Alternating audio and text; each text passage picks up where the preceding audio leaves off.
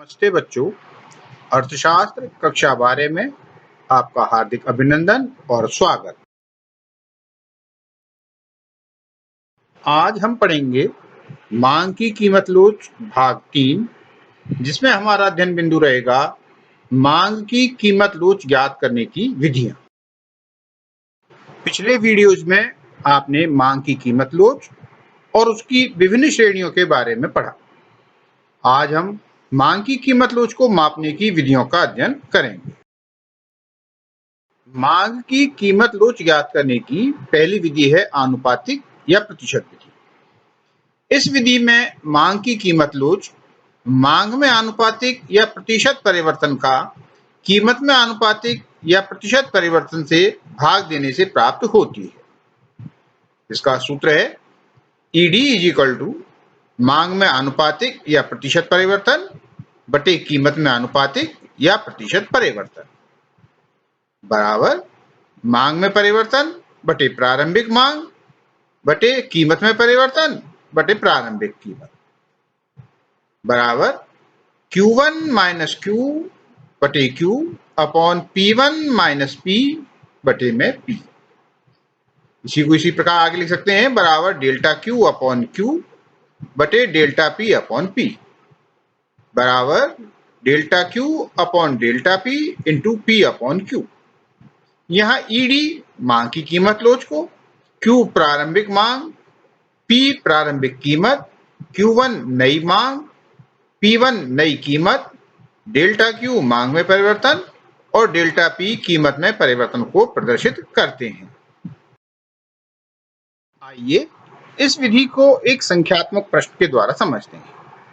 माना अनार की कीमत 100 रुपए है तो अनार की उपभोक्ता द्वारा मांगी जाने वाली मात्रा 250 ग्राम है। जब अनार की कीमत घटकर 50 रुपए हो जाती है तो उपभोक्ता द्वारा मांगे जाने वाली मात्रा बढ़कर 750 ग्राम हो जाती है। प्रतिशत विधि द्वारा मांग की कीमत लोच ज्ञात कीजिए। यहाँ प्रारंभिक कीमत P बराबर 100 रुपए, प्रारंभिक मांग Q बराबर 250 ग्राम, नई कीमत P1 बराबर 50 रुपए और नई मांग Q1 बराबर 750 ग्राम।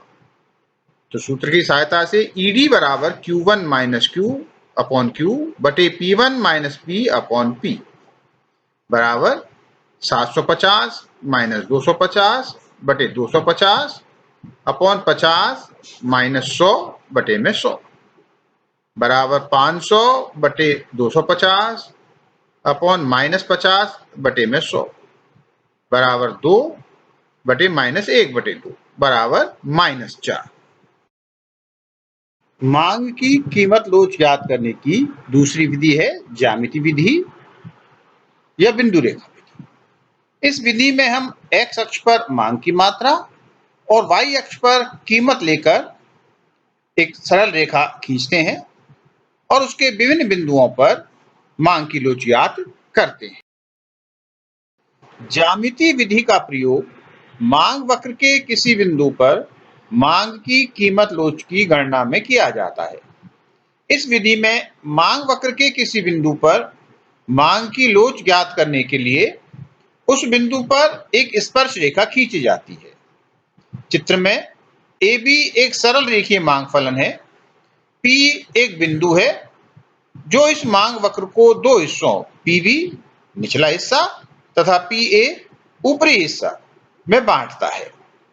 P बिंदु पर लोच का माप मांग वक्र का निचला हिस्सा तथा मांग वक्र के ऊपरी हिस्से का अनुपात होता है, अर्थात P बिंदु पर मांग की लोच बराबर निचला हिस्सा बटे में ऊपरी हिस्सा बराबर PB बटे PA जो यहाँ 1 के बराबर है। चूंकि P बिंदु इस मांग वक्र का मध्य बिंदु भी है, अतः निचला हिस्सा बराबर ऊपरी हिस्सा, अतः इस बिंदु P पर मांग की कीमत लोच इकाई के बराबर होती है।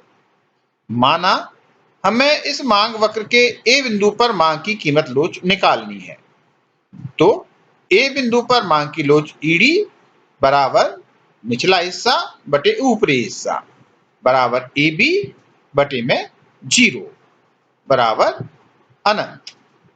अतः ए बिंदु पर मांग की लोच ईडी अनंत होगी। इसी प्रकार माना हमें इस मांग वक्र AB के पीए टुकड़े के बीच एन बिंदु पर मांग की कीमत लोच निकालनी है, तो एन बिंदु पर मांग की लोच ईडी बराबर निचला हिस्सा बटे ऊपरी हिस्सा बराबर एन बी बटे एन ए।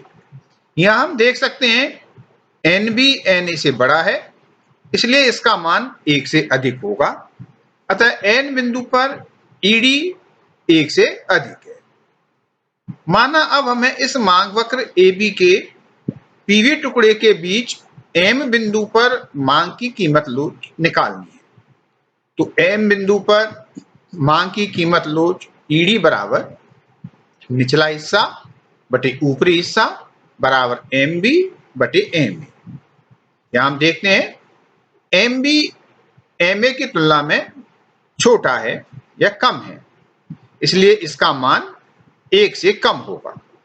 अतः एम बिंदु पर ईडी 1 से कम है। अब हमें इस मांग वक्र के बी बिंदु पर मांग की कीमत लोच निकालनी है, तो बी बिंदु पर ईडी बराबर निचला हिस्सा बटे ऊपरी हिस्सा बराबर निचला हिस्सा यहाँ 0 है बटे बी ए भाग देने पर आएगा बराबर 0। अतः बी बिंदु पर मांग की लोच ईडी 0 होगी। मांग की लोच की इस विधि का उपयोग तब किया जाता है जब कीमत और मांग के बीच आंकड़ों में अधिक अंतर हो।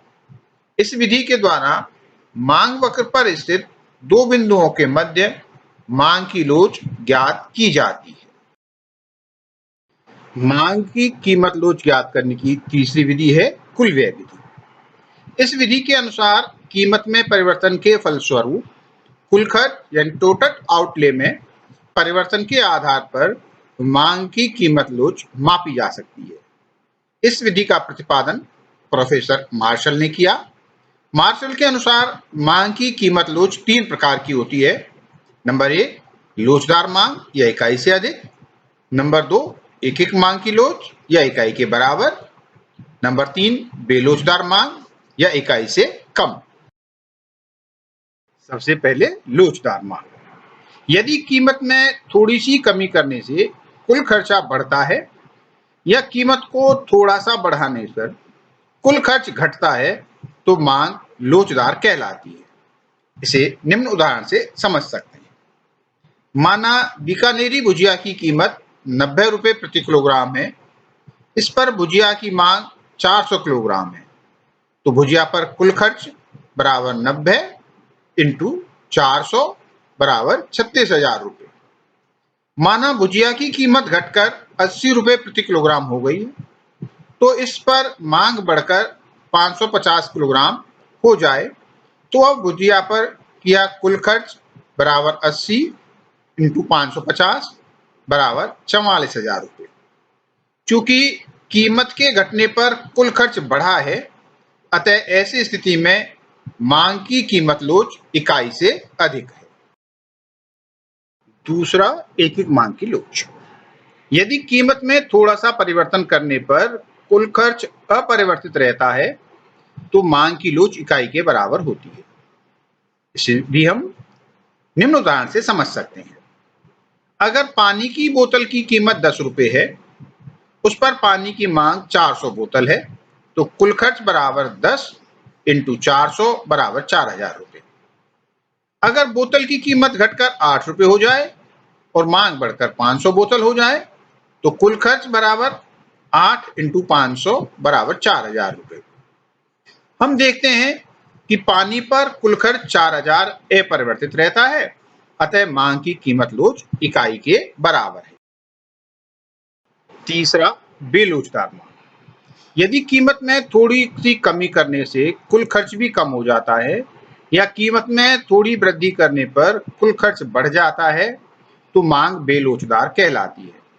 उदाहरण के तौर पर यदि नमक की कीमत 10 रुपए प्रति किलोग्राम है, तो इस पर कुल मांग 100 किलोग्राम, तो नमक पर किया गया कुल खर्च बराबर 10 इंटू 100 बराबर 1,000 रुपये।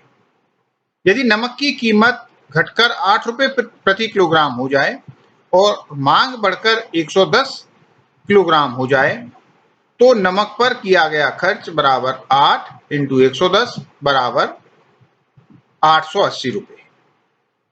यहां हम देखते हैं कि कुल खर्च घट गया है तो मांग की कीमत लोच इकाई से कम होगी। नमक की कीमत कम होने पर कुल खर्च कम होता है, इसलिए मांग की कीमत बेलोचदार होती है। अतः लोचदार मांग के संबंध में कीमत व कुल खर्च विपरीत दिशा में होते हैं, जबकि कम लोचदार मांग में कीमत व कुल खर्च एक दिशा में बढ़ती है। मांग की लोच के एक के बराबर होने पर कुल खर्च नहीं बदलता है। इस विधि की सबसे बड़ी सीमा यही है कि इसमें हम यह पता लगा सकते हैं कि लोच एक से ज्यादा, एक से कम व एक के बराबर होगी। लोच का सही मापन इस विधि से संभव नहीं है। धन्यवाद। यदि आपको ये वीडियो पसंद आई तो इसे लाइक करें, शेयर करें और मेरे चैनल को सब्सक्राइब करें।